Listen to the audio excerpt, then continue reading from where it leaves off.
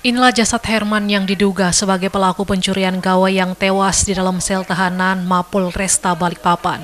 Dari rekaman video amatir terlihat keluarga Herman menunjukkan sejumlah luka penganiayaan yang dialami oleh korban saat korban tengah disemayamkan. Kematian Herman ini terjadi pada 2 Desember 2020 malam, di mana saat itu Herman yang disebut sedang berada di rumah, kemudian didatangi oleh orang tidak dikenal.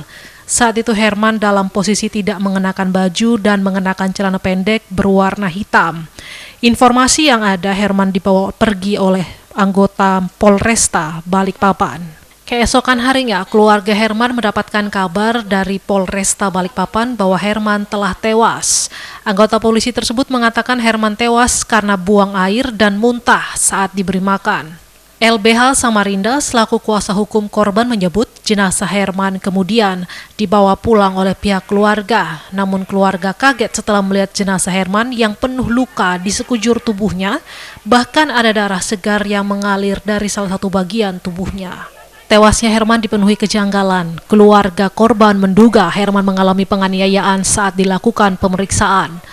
Kuasa hukum keluarga korban Fatul Huda mengatakan keluarga Herman berharap Propam Polda Kaltim segera menemukan pelaku kekerasan terhadap Herman.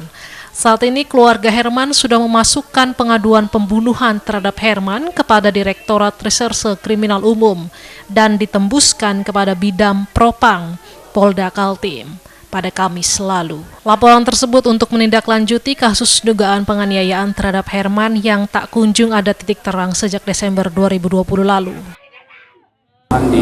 Yang terjadi di sel tahanan Polresta Balikpapan atau di dalam lingkungan Polresta Balikpapan. Kami hanya menyampaikan pengaduan.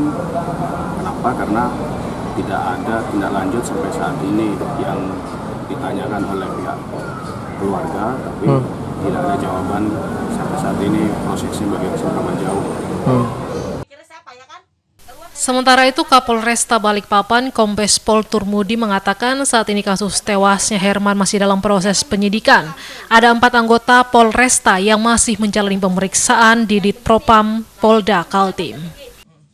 Juga anggota kita yang masih memiliki kelemahan-kelemahan dalam melaksanakan tugas itu menjadi evaluasi kita bersama, ya kan?